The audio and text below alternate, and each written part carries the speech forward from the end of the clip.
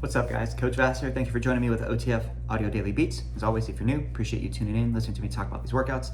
If you find value in them, information is in the description to support me. If you have any feedback, let me know. We're going to talk about Friday, June 13th. This will also repeat on Sunday, June 29th. We're going to see power on the treads, strength on the rower, endurance on the weight floor.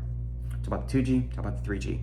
So for our key concepts today on the treads, we're going to see high intensity with plenty of recovery. Block 1 pairs push and all out. Block 2, 7 1-minute all outs with equal time of walk recovery, or the same amount of time of walk recovery. For the rower, we're going to lock in your pacing with a 1,000-meter push row. Then it's Y bell work. And then on the floor, we have high rep total body strength that challenges your core with every exercise. Okay, so looking at the treadmills, 7-minute, 15-second block to start, 90-second recovery, and then 14.5 minutes for block 2. Block 1, we're going to see 3 rounds of a 90 push, 30 all out. Then the next round, the all outs increase by 15, and then another one. The good news is the push decreases. So you're going to see 90-second push, 30 all out, 1-minute walk. 1-minute push, 45 all out, 1-minute walk. 30 push, 1 minute all out. The goal here is to maintain the push and the all out. What I would encourage people for you to do is, knowing that the first all out is the shortest one, let them be aggressive and then encourage them to try to use that for 45 seconds and a minute, because maybe they realize that they are way more capable rather than starting conservative and then staying there. So be aggressive on the all out, especially because they have a full minute to recover before they go again. Power walkers, 6% or greater on that push, that's what they're going to maintain on the all out, maybe higher incline or higher speed. Bikes and striders increase wattage by increasing RPMs at that high gear, especially if they are kind of on that lower end of 60 to 65 RPMs with pretty high gear. If they add any more gear, they're probably going to drop that RPM too much. So keep the RPMs up or higher to increase the intensity. Block 2, we're going to see 7 1-minute all outs. There's 75 seconds of walk recovery after each one. Whatever they did for their all out in block 1, let's see if we can at least maintain it in this portion. Very typical all out walk recovery sequence where this repetition and consistency is the priority of being able to maintain, maximize the rest.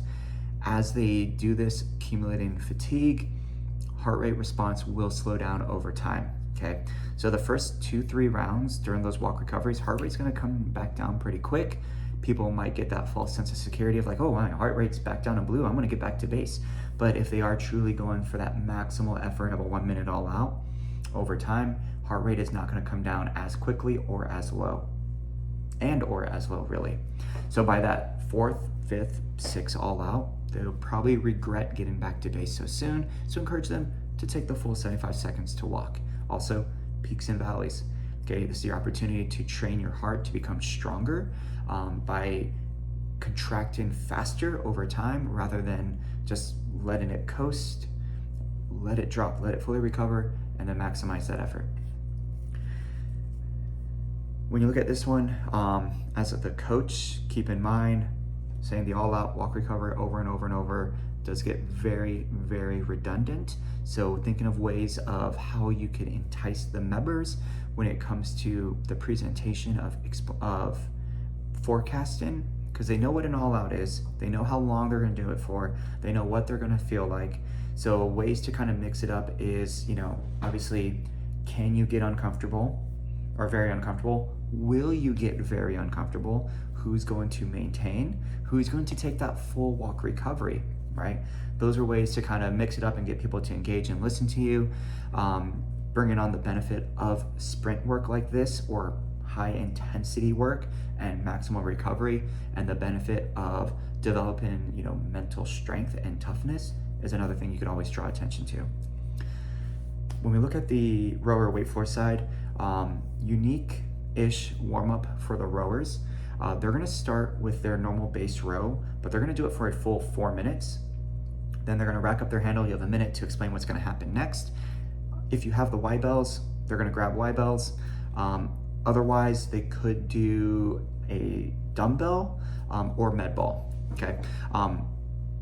Personally, I would do a dumbbell, and you'll see why in a second, but talking about what's gonna happen here, they're gonna do a 1,000 meter row.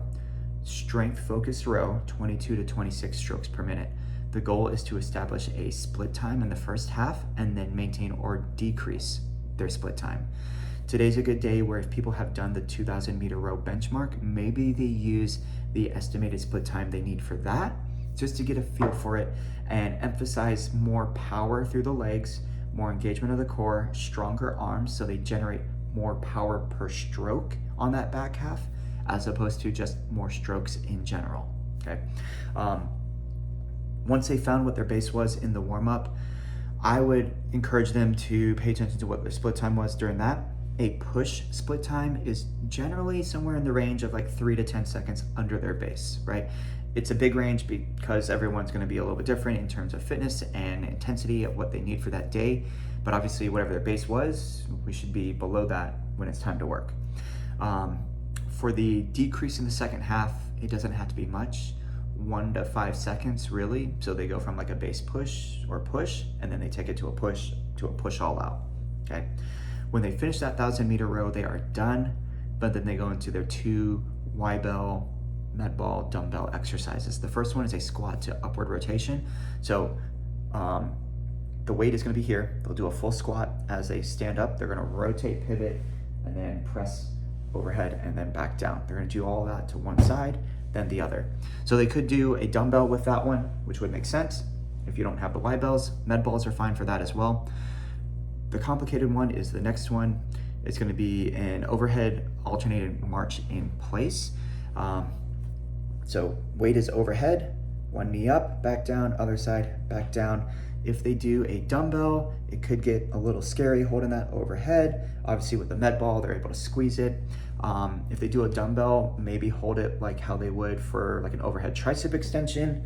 Same idea, hold it like that. Of course, you know, if they don't have that shoulder mobility, that's gonna be pretty tough to hold that and do their march. So that's why, you know, be smart about it. If you want to challenge someone off mic, they could do a single arm dumbbell hold with the march, because now they're gonna be doing a lot of stabilization on one side, a lot more core activation on that side, and then obviously they need to even it out and hit the other side for that one, okay? That's it for the first block, 7 minutes and 15 seconds. Then they'll have 90 seconds for the second part. We're gonna see front-loaded single arm split squat on the left, on the right, 12 reps. And then they have the high row to low row for 12 reps, hollow hold alternating close grip chest press, 12 reps. And then a bridge hold with tricep extensions for 12 reps. That last one is going to be with 2 dumbbells as a hit right here. The main thing with these exercises, they are all using the core in different ways. So with that front-loaded single arm split squat, weights on one side. As they lower down, they're gonna feel that kind of shift left to right. So they have to keep obliques engaged, lower back tight, abs drawn in. Higher rep count, opportunity for more of a light to moderate weight. The high row, low row, trying to keep a neutral spine so you don't want to round over. If anyone has lower back issues, they could do the strap high row, low row combo instead. For the closed grip chest press in that hollow hold, you know, lower back is neutral, flat against the floor, feet are about 6 inches off the ground.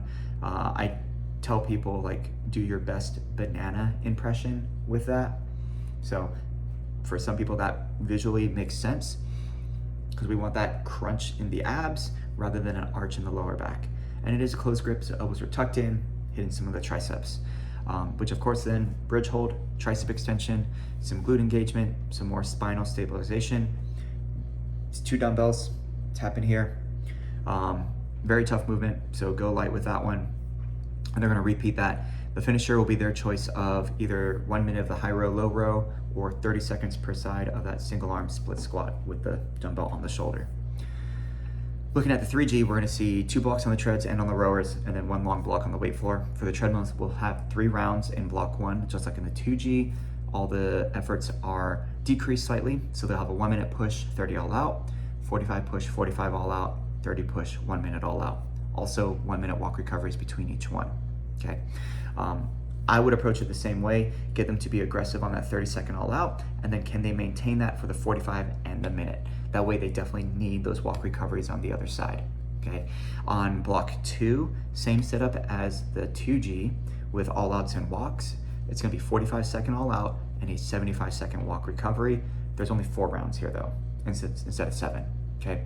90 seconds to recover between the two blocks. So very similar to the effort that we're going to see on the treadmills, especially with heart rate response.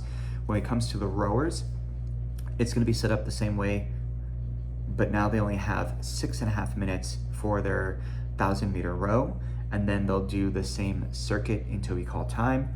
Keep in mind that 1,000-meter row for most people is going to take probably around 3 to 5 minutes depending on pace. So when it comes to that circuit, depending on how long they take, they might only get 1 or 2 rounds, if any, on the circuit work.